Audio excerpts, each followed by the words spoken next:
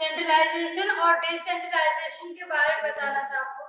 Delegation आपका complete हो सका है, उसमें अथॉरिटी, रिस्पॉन्सिबिलिटी, अकाउंटेबिलिटी, ये तीनों इसके एलिमेंट्स हम बता चुके हैं आप लोग को। और आज हम सेंट्रलाइजेशन और डिसेंट्रलाइजेशन पढ़ेंगे। Centralisation and decentralization. सेंट्रलाइजेशन के बारे में मैंने लिखा भी है, the decision making authority is in the hand of the top level management only. आपका जो सेंट्रलाइजेशन होता है उसमें क्या होता है कि जो भी आपका डिसीजन होता है, जो भी डिसीजन होता है रिलेटेड टू ऑर्गेनाइजेशन लेने के लिए, वो आपका सेंट्रलाइजेशन के हैंड ओवर यानी टॉप लेवल जो मैनेजमेंट है उनके हैंड में होता है। वही डिसीजन उस चीजों को ले सकते हैं। चलना, जैसे सेंट्रल गवर्नमेंट है, आप ऐसे भी देखते हैं, जैसे सेंट्रल गवर्नमेंट है जो डिसीजन वो लेगी वही सभी को फॉलो करना पड़ेगा। उसी तरह ऑर्गेनाइजेशन में है कि जो भी हमारे टॉप लेवल मैनेजमेंट होंगे वो जो भी डिसीजन लेंगे रिलेटेड टू ऑर्गेनाइजेशन, वो उसको सभी को फॉलो करना पड़ेगा। It is clear. The next point है आपका decentralisation, systematic distribution of authority at every level of management. इसमें क्या होता है डिसेंट्रलाइजेशन में कि हम सिस्टमैटिक वे से अथॉरिटी को क्या कर देते हैं, डिस्ट्रीब्यूट कर देते हैं एवरी लेवल ऑफ मैनेजमेंट। मतलब हर एक लेवल के मैनेजमेंट में हम क्या करते हैं, ये डिस्ट्रीब्यूट कर देते हैं अथॉरिटी, जिसको डिसीजन जो लेना है वो ले सकता है। जैसे मान लीजिए हम स्कूल के प्रिंसिपल हैं, वाइस प्रिंसिपल भी होंगे, टीचर्स होंगे, स्टूडेंट्स हैं, तो हम सभी को अथॉरिटी दे दी है कि आपको इससे रिलेटेड जो भी डिसीजन लेना है ले सकते हैं। या हमको कोई डिसीजन लेना है तो सभी से हम कंसर्न, सभी का व्यू लेंगे।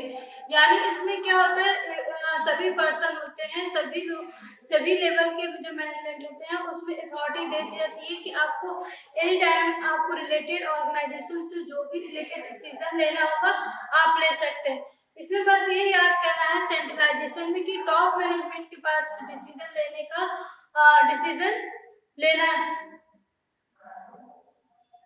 डिसीजन ले सकते हैं, लेकिन आपके ये जो डिसेंट्रलाइजेशन है ये एवरी मैनेजमेंट को फॉलो, मतलब वो अथॉरिटी रहती है, वो डिसीजन ले सकते हैं। कुछ बुक का पॉइंट्स है वो हम आपको देखिए। Centralization refers to a concentration of a power और authority in a few hand. Top level and organization is centralized when the decision making authority is in the hand of a top level only. ये आपके सिर्फ top level management के hand में होता है centralisation. ये चीजें सेंट्रलाइजेशन में सिर्फ होती है कि जो भी डिसीजन हमको लेना है वो टॉप लेवल के पास ही होती है ना। सेंट्रलाइजेशन के बारे में समझ में आ गया होगा आपको कि सेंट्रलाइजेशन क्या करते हैं कि ये जो होता है टॉप लेवल मैनेजमेंट के पास ही रहता है, वही उसी को अथॉरिटी होती है, वो डिसीजन को ले सकते हैं रिलेटेड टू ऑर्गेनाइजेशन। जो भी प्रॉब्लम होगी वो सेंट्रलाइजेशन आपका डिसीजन लेता है। डिसेंट्रलाइजेशन में होता है, देखिए, can be defined as even and systematic distribution of authority at every level of management. Decentralisation में सभी मैनेजमेंट को आपको क्या होता है, अथॉरिटी होता है कि वो डिसीजन ले सकते हैं। समझ, जैसे हम बताए हैं कि जैसे प्रिंसिपल है, वाइस प्रिंसिपल है, टीचर्स हैं, स्टूडेंट्स हैं, हम सभी को अथॉरिटी दे दिए हैं कि रिलेटेड टू आप स्कूल्स के कैंपस के अकॉर्डिंग जो भी डिसीजन लेना होगा आप ले सकते हैं। Under decentralization, every employee working at a different get some share in the authority. अब आपके ऑर्गेनाइजेशन में सभी लोग डिफरेंट पोजीशन पे वर्क कर रहे हैं, डिफरेंट लेवल पे वर्क कर रहे हैं, तो उनको अथॉरिटी दे दी है कि आप जो भी डिसीजन लेना है आप ले सकते हैं। Decentralization is a policy matter and a manager plan in advance whether to go for a centralized or decentralized policies. Sometimes company follow a mixed policy of centralization and decentralization. देखिए इसमें क्या होता है कि सभी का कोई भी ऑर्गेनाइजेशन होती है वो पहले पॉलिसी बनाती है कि हम सेंट्रलाइज करेंगे कि डिसेंट्रलाइज करेंगे। हम क्या करेंगे कि बस हमारे पास ही अथॉरिटी रहेगी, हम उसी के अकॉर्डिंग डिसीजन लेंगे और किसी को अथॉरिटी ये नहीं देंगे, क्योंकि अथॉरिटी जिसको मिल जाती है उसका भी वो मिसयूज करने लगते हैं। तो कभी कभी कंपनियां ये सोचती कि हम या तो सेंट्रलाइज रखेंगे या डिसेंट्रलाइज करेंगे। डिसेंट्रलाइज कर देंगे तो सही है, हमारे ऊपर बर्डन कम रहेगा, सभी लोग एक्सपीरियंस होंगे, सभी डिसीजन लेंगे तो इन फ्यूचर वो एक्सपीरियंस हो जाएंगे। तो ये सभी चीजों को सोच के तो अधिकतर क्या करती है कंपनियां, ज्यादा से ज्यादा वो सेंट्रलाइज और डिसेंट्रलाइज को मिक्स यूज करना पसंद करती हैं, समझ में? क्योंकि उनको ये रहता है कि दोनों जब मिक्स रहेगा तो ऑर्गेनाइजेशन में डेवलपमेंट बहुत अच्छे से होगा। तो ये आपको सेंट्रलाइजेशन और डिसेंट्रलाइजेशन के बारे में मैंने बता दिया है कि सेंट्रलाइजेशन क्या होता है, आपका टॉप लेवल मैनेजमेंट के पास अथॉरिटी रहती है, वो कोई भी डिसीजन ले सकते हैं। और डिसेंट्रलाइजेशन जो होते हैं वो सभी लेवल के पास आपका अथॉरिटी होता है, समझ में? और एक चीज, डेलीगेशन और डिसेंट्रलाइजेशन में डिफरेंस है, ये अभी आपको अगले पॉइंट में बताएंगे कि सेंट्रलाइजेशन और डेलीगेशन में क्या डिफरेंस है।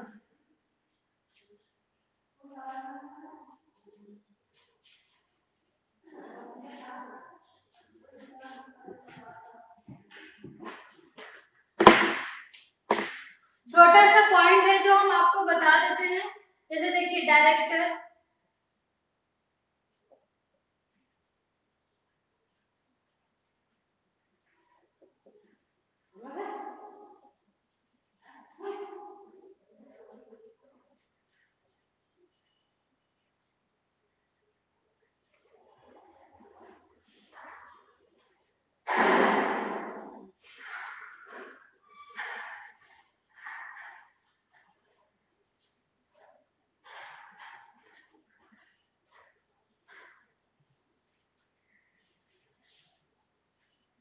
इसके नीचे भी है लेकिन हम आपको दिख नहीं रहा है। डेलीगेशन जो होता है ये होता है आपका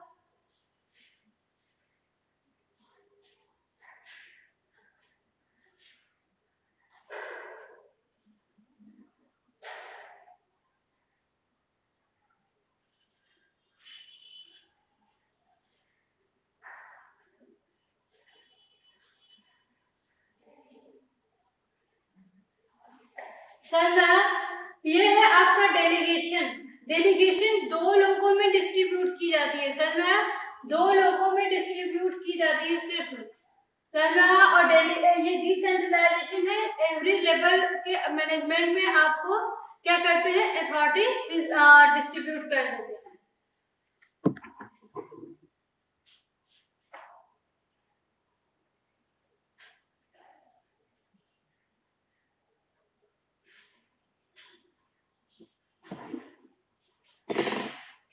नेक्स्ट पॉइंट है आपका, नेक्स्ट पॉइंट आपका है इंपॉर्टेंस ऑफ डिसेंट्रलाइजेशन। अब इंपॉर्टेंस भी आपका डिसेंट्रलाइजेशन के बारे में बता दे रहे। फर्स्ट है आपका पॉइंट डेवलप,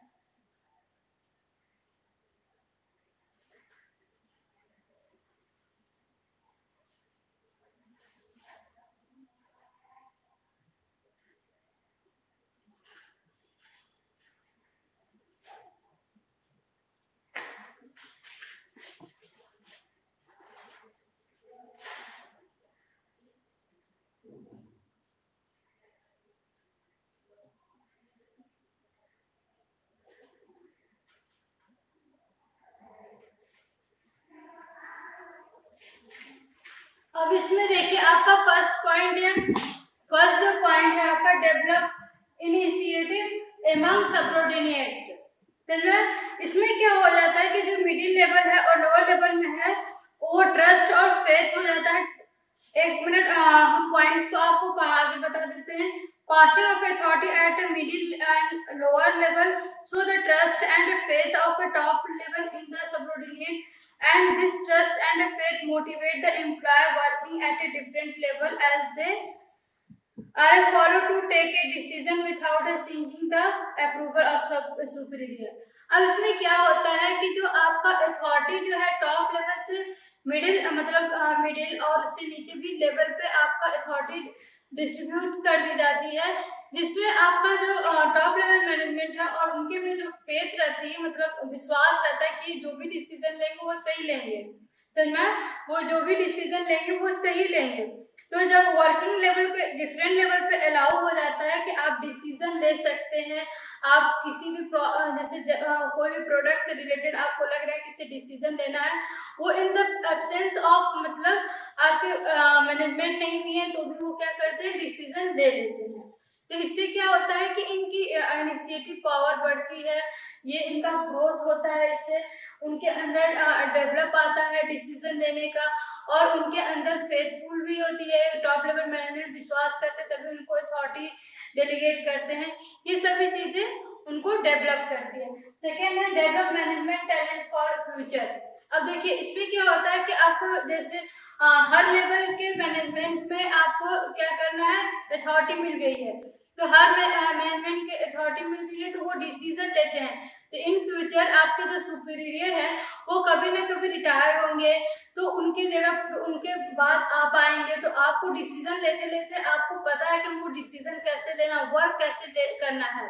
तो इससे आप क्या हो जाते हैं, आपके अंदर टैलेंट आ जाता है और डिसीजन लेने में आप क्या होते हैं, एक्सपर्ट हो जाते हैं, और इन फ्यूचर आप बहुत अच्छा परफॉर्मेंस करते हैं। तो इसीलिए क्या करते हैं, डिसेंट्रलाइजेशन को हम डिस्ट्रीब्यूट करते हैं। नेक्स्ट है क्विक डिसीजन मेकिंग। अब डिसीजन लेने में भी इजीली होगा, क्योंकि अगर आपको पता है कि हमको इस मतलब ऐसे सिचुएशन में हमको डिसीजन लेना है, तो अब आपको टॉप लेवल मैनेजमेंट के पास नहीं जाना पड़ेगा उस डिसीजन को बता कि सर ये प्रॉब्लम है, हमको इससे रिलेटेड डिसीजन लेना पड़ेगा। आप उसी टाइम ऑन द स्पॉट आप डिसीजन लेकर के आप वो वर्क को अच्छे से कर सकते हैं, क्योंकि सभी को अथॉरिटी डिस्ट्रीब्यूट है, तो आप ऑटोमेटिक डिसीजन लेकर के उस वर्क को कर सकते हैं। फोर्थ है relief to top level management. अब टॉप लेवल मैनेजमेंट को तो रिलीफ रहेगा ही रहेगा, क्योंकि वो उसने अथॉरिटी जो डेली मतलब सभी को बांट दी है, डिसेंट्रलाइज कर दी थी कि सभी को अपने अकॉर्डिंग डिसीजन लेना है, तो वो उनको रिलीफ हो जाता है। उनको हर एक सिचुएशन में उनको इंटरफेयर करने की जरूरत नहीं पड़ती है, वो अदर काम पे भी वो अपना फोकस भी कर लेते हैं, और उनको जो वर्क है उससे रिलेटेड डिसीजन लेने के लिए कोई प्रॉब्लम क्रिएट या छोटी छोटी चीजों में उनको इन्वॉल्व नहीं होने पड़ता है। अब आपका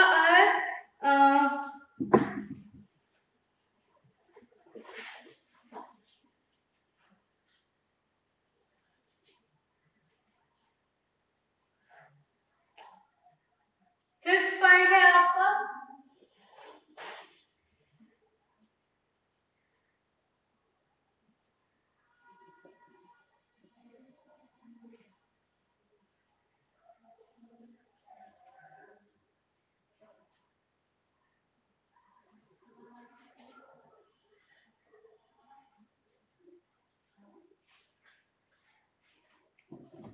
अब इसमें जो आपका फिफ्थ पॉइंट है, डिसेंट्रलाइज ग्रांट मोर ऑटोनॉमी और freedom to lower level, this help the subordinate to do the work in the manner best suits for their department, when each department is doing the best, then productivity increase and it will be generate more revenue which can be used for expansion। अब इसमें कह रहा है कि जब हम आपको freedom कर दिए हैं, आपको ऑटोनॉमी दे दिए हैं कि आप जो भी ऑर्गेनाइजेशन से प्रोडक्शन से जो भी आपके वर्क के अकॉर्डिंग आपको डिसीजन लेना है, तो वो जो डिसीजन लेते हैं वो हमेशा बेस्ट करने की सोचते हैं, क्योंकि डिसीजन ले रहे हैं तो वो हमेशा यही सोचेंगे ना कि ऑर्गेनाइजेशन में हम बेस्ट करें। तो वो प्रोडक्शन से रिलेटेड जो भी होता है वो बेस्ट करने की कोशिश करते हैं, जिसकी वजह से आपका क्या होता है, बेस्ट प्रोडक्टिविटी होती है, इंक्रीज होता है आपके प्रोडक्शन में, जिससे इंक्रीज होने की वजह से आपको रेवेन्यू जो होता है वो ज्यादा होता है, आपको ऑर्गेनाइजेशन में प्रॉफिट ज्यादा अर्न होती है। तो इससे आपको क्या होता है कि आपके जो फैसिलिटी ग्रोथ, ऑर्गेनाइजेशन का जो ग्रोथ होता है वो बहुत अच्छे से एक्सपेंशन होता है, आपके मार्केट में उसकी पोजीशन होती है। नेक्स्ट पॉइंट है आपका बेटर कंट्रोल। अब ये जब आपको पता है कि हमने अथॉरिटी डेलीगेट कर दी है, सबको दे दी है अथॉरिटी, सभी को पता है, तो कंट्रोल भी उसी के अकॉर्डिंग होगा, क्योंकि सभी लोग ओवरलुक कर रहे हैं, देख रहे हैं, तो उसको क्या करेंगे, उनके अंदर कंट्रोल करने की पावर भी अच्छी रहेगी। बुक में कुछ पॉइंट है उसको बता देते हैं। Decentralization employee working at a different level take their own decision. They are personally accountable for their decision. अब इसमें क्या होगा कि जब आप खुद ही उसके बारे में खुद डिसीजन ले रहे हैं, तो खुद ही आप अकाउंटेबल भी होंगे, जवाबदेही होंगे, कोई थर्ड पर्सन नहीं होगा, क्योंकि डिसीजन आपने लिया है, तो आप किसी पे थोप नहीं सकते कि वो सर ने मुझे कहा है उसी के अकॉर्डिंग हमने काम किया है, क्योंकि आपने खुद डिसीजन लिया है, उसी के अकॉर्डिंग आप वर्क किए हैं। तो इससे क्या होगा कि आपका अकाउंटेबिलिटी भी आप ही होंगे, क्योंकि आपने डिसीजन लिया है, तो जवाब आप ही से पूछा जाए कि आपने इस पोजीशन में डिसीजन लिया है, तो इसका जो बैड है या अच्छा है वो आप कैसे किए हैं, तो अकाउंटेबिलिटी भी आप ही रहेंगे। With decentralization, better control can be expressed through scorecard, management, information system, etc. तो इसमें क्या होता है कि आपको जब सभी डिसीजन लेने के लिए आपको बोला गया है कि आप ऑर्गेनाइजेशन में जो भी रिलेटेड आपको डिसीजन लेना है, तो आप डिसीजन लेते हैं, तो जब आपको प्रॉब्लम भी होती है तो मैनेजमेंट आपसे जवाब मांगेगा, जिससे आपका बेटर कंट्रोल रहेगा। आप हमेशा सोचेंगे हम जो भी अपना परफॉर्मेंस करें, अच्छा करें, डिसीजन जो भी ले रहे हैं उससे रिलेटेड बेस्ट लें, क्योंकि अगर कल को कोई प्रॉब्लम होगी तो हम ही को उसकी जवाब भी देना पड़ेगा। ये सारे आपके 6 पॉइंट्स हम डिसेंट्रलाइजेशन के बताए हैं। 6 पॉइंट आप अच्छे से याद कर लीजिएगा, कुछ अपने से भी ऐड कर सकते हैं, तो आप इस पॉइंट्स को अच्छे से रिवाइज कर लीजिएगा, और एग्जाम में जरूर ये सब पॉइंट्स आते हैं, आपको इम्पोर्टेंस पूछता है। अब नेक्स्ट है आपका, नेक्स्ट है डिफरेंस बताएंगे डेलीगेशन और डिसेंट्रलाइजेशन में, कि डेलीगेशन और डिसेंट्रलाइजेशन में डिफरेंस क्या है।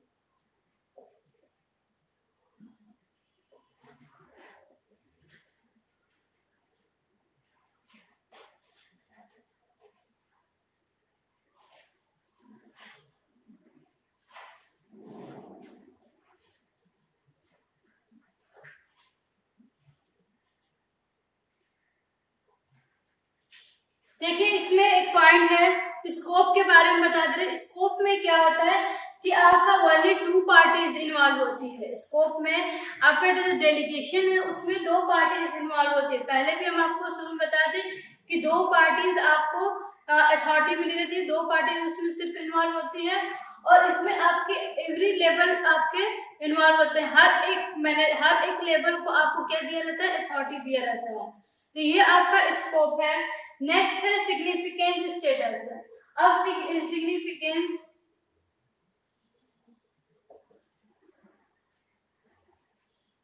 सिग्निफिकेंस स्टेटस में है आपका ये रूटीन वर्क है ना, आपका ये जो फंक्शन है डेली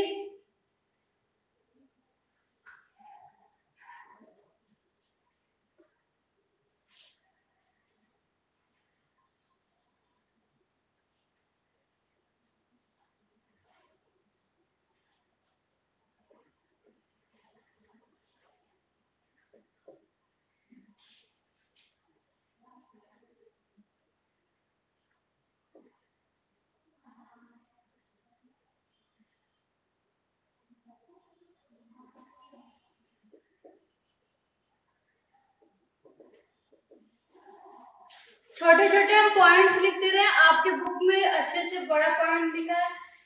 सिग्निफिकेंस में क्या है, रूटीन फंक्शन, इसमें ये आपका डेली डेलीगेशन में जो है ये रूटीन फंक्शन है, डेली आपको वर्क करना है, डेली आएगा।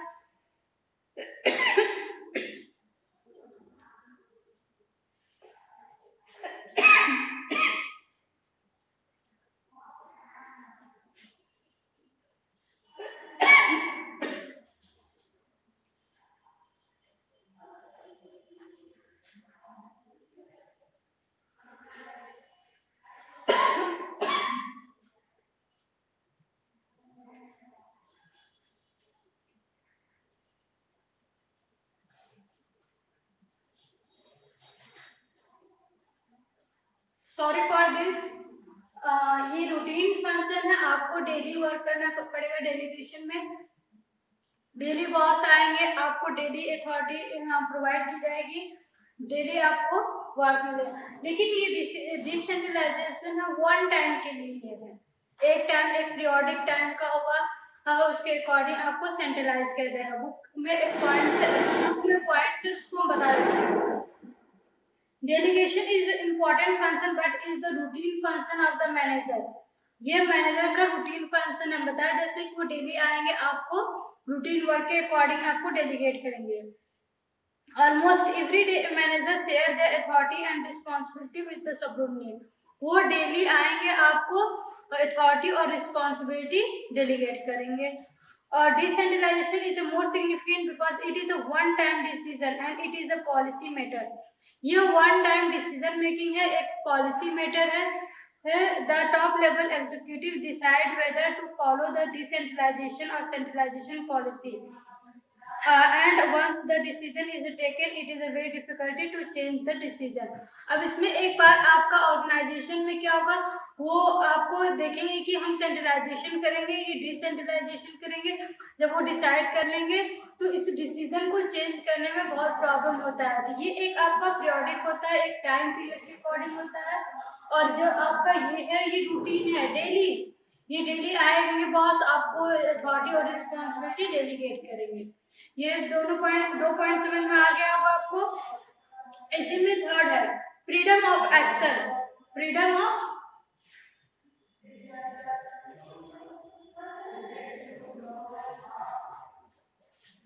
ऑफ एक्शन, इसमें आपका लेस फ्रीडम होता है।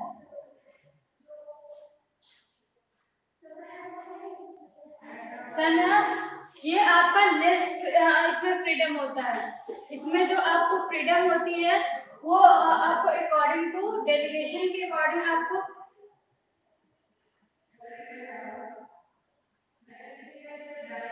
और ये डिसेंट्रलाइजेशन में आपका मोर फ्रीडम होता है।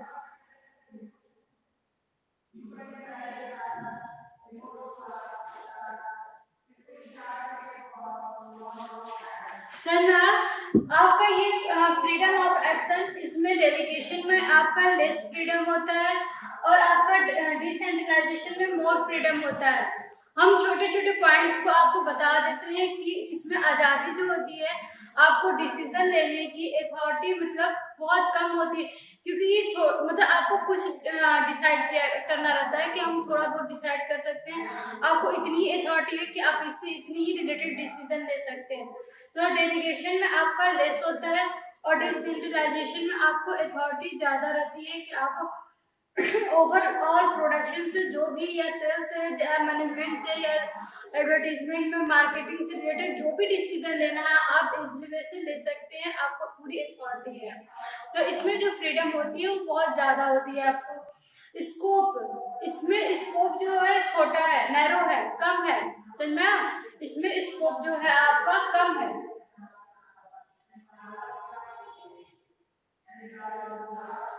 और ये वाइड स्कोप है, समझ में? इसमें स्कोप आपका क्या है, ज्यादा है, इसमें आपका स्कोप ज्यादा है। और last responsibility, it is the responsibility of every manager. यहाँ पे डेलीगेशन में आपका है सभी मैनेजमेंट को रिस्पॉन्सिबिलिटी है, लेकिन यहाँ पे जो आपका रिस्पॉन्सिबिलिटी है वो क्या है, टॉप लेवल मैनेजमेंट की रिस्पॉन्सिबिलिटी है, समझ में? ये टॉप लेवल की मैनेजमेंट की रिस्पॉन्सिबिलिटी है। अब इसमें पर्पज है, पर्पज हम आपको बता दें, 6-7 पॉइंट आप लिखेंगे डिफरेंस में तो उतना काफी आपके लिए। It reduce the burden of manager, ये मैनेजर के जो डेलीगेशन में होता है ये पॉइंट, डेलीगेशन में एक पर्पज भी है, मतलब सब दोनों में एक पर्पज है आपका, डिफिनेशन डिफरेंट। वो क्या है, to reduce the burden of manager. Delegation में क्या होता है कि मैनेजर का जो बर्डन होता है वो कम हो जाता है, क्योंकि वो डेलीगेट कर देता है, अथॉरिटी कुछ दे देता है, रिस्पॉन्सिबिलिटी देता है, डेली आता है वो देता है, तो उनकी क्या हो जाता है कि जो बोलते हैं कि बर्डन है वो क्या हो जाता है, कम हो जाते हैं। और इसमें increase the role of a subordinate and given them more autonomy. अब इसमें क्या हो जाता है कि जो आपका रोल है सबऑर्डिनेट का वो बहुत ज्यादा हो जाता है, इंक्रीज हो जाता है, मतलब अब आपको हर लेवल पे डिसीजन लेना है या आप अपने अकॉर्डिंग आप डिसीजन लेते हैं, तो आपका रोल और इम्पोर्टेंस ज्यादा ही रहेगा। तो इसमें आपका रोल जो होता है वो सबऑर्डिनेट का ज्यादा होता है, और मोर ऑटोनॉमी मतलब आपको बहुत आजादी है कि आप कोई भी डिसीजन ले सकते हैं। तो हम 4-5 पॉइंट आपको बता दिए हैं, आपको बुक में 8 पॉइंट तक है, आप अपने पॉइंट के अकॉर्डिंग पढ़ लीजिएगा। डिफरेंस आपको इतना काफी है 6-7 पॉइंट्स के अकॉर्डिंग, और आपको ये डालने पड़ेंगे, scope, significance, freedom of action, फिर उसके बाद है आपका रिस्पॉन्सिबिलिटी, फिर इसमें नेचर डाल सकते हैं, पर्पस डाल सकते हैं, ग्रांट ऑफ अथॉरिटी, ये सभी पॉइंट्स आप डाल सकते हैं। ये सभी पॉइंट्स के अकॉर्डिंग आप इसको डिफाइन कर सकते हैं। अब इसमें है difference between centralization and decentralization. Centralization और डिसेंट्रलाइजेशन के अकॉर्डिंग भी कुछ डिफरेंस है आपके।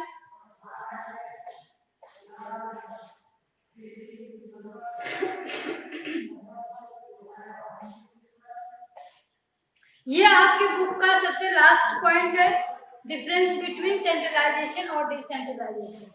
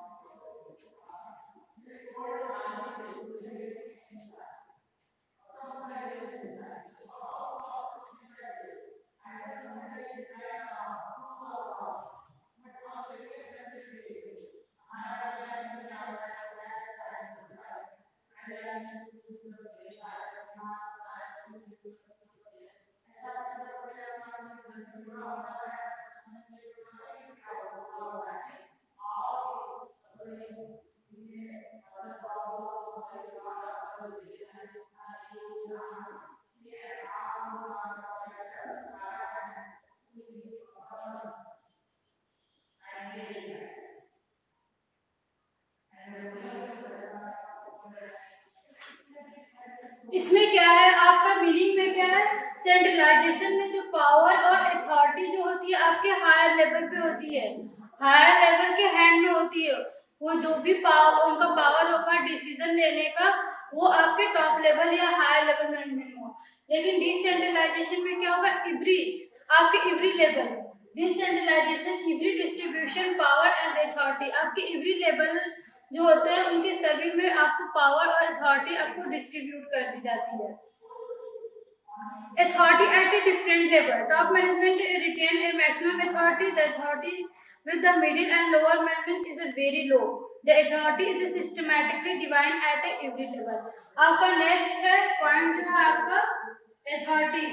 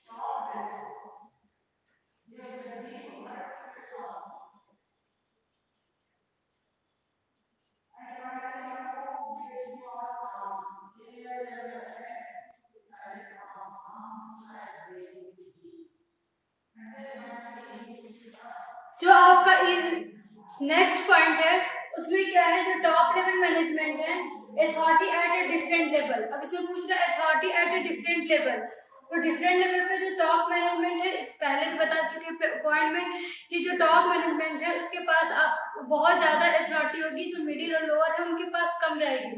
लेकिन डिसेंट्रलाइजेशन में क्या होगा, सिस्टमैटिकली वे में डिवाइड कर देंगे एवरी लेवल जो आपके मैनेजमेंट है उनके में अथॉरिटी क्या करेंगे, हम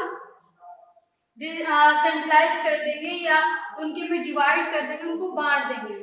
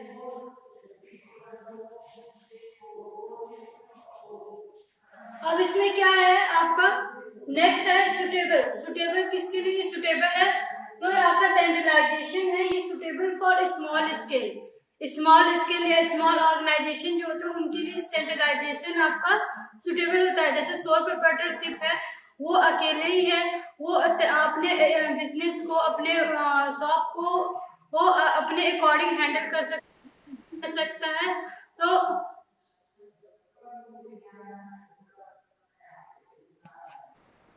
तो आप क्या कर सकते हैं, ये जो सुटेबल होता है वो किसके लिए होता है, स्मॉल स्केल के लिए होता है। और ये आपका है डिसेंट्रलाइजेशन जो होता है, डिसेंट्रलाइजेशन ये लार्ज स्केल के जो बिजनेस होते हैं उनके लिए सुटेबल होता है। लार्ज स्केल पे जो ऑर्गेनाइजेशन है उनके लिए, क्योंकि बहुत सारे लेवल होते हैं तो उनके अकॉर्डिंग अथॉरिटी क्या होती है, हमारी डिवाइड होती है। लास्ट पॉइंट आपका है फ्रीडम ऑफ एक्शन। इसमें सेंट्रलाइजेशन में जो होता है आपके मैनेजर होते हैं उनको लेस फ्रीडम होता है एक्शन लेने के लिए, लेकिन आपको manager has more freedom of action in decentralization. ये आपको एक्शन फ्रीडम ऑफ एक्शन के बारे में ये लास्ट है।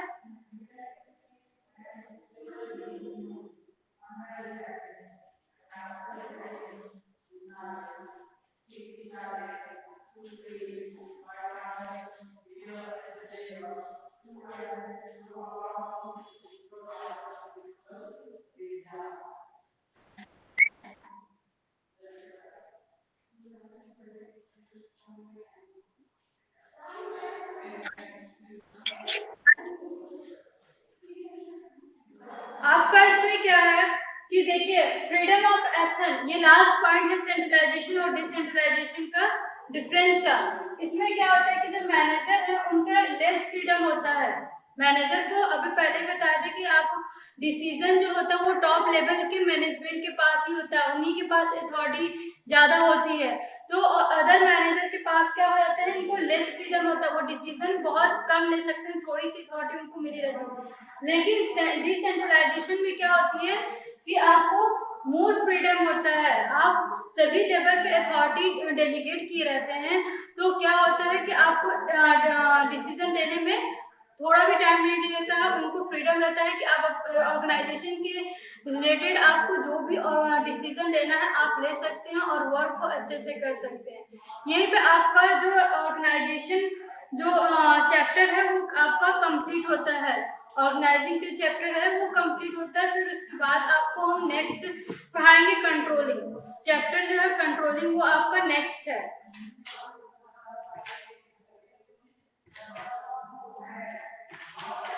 सॉरी स्टाफिंग है, सॉरी नेक्स्ट है आपका स्टाफिंग। स्टाफिंग को हम नेक्स्ट वीडियो में बताएंगे। आपका ये ऑर्गेनाइजिंग खत्म हुआ और इसको अच्छे से आप लोग लर्न कर लीजिएगा। डिफरेंस जरूर पूछता है, डेलीगेशन और डिसेंट्रलाइजेशन में जरूर डिफरेंस पूछा है, क्योंकि बच्चे इसमें कंफ्यूज हो जाते हैं कि सेंट्रलाइजेशन सॉरी डिसेंट्रलाइजेशन और डेलीगेशन में क्या अंतर है, दोनों में तो डिस्ट्रीब्यूट कर रहे हैं अथॉरिटी को।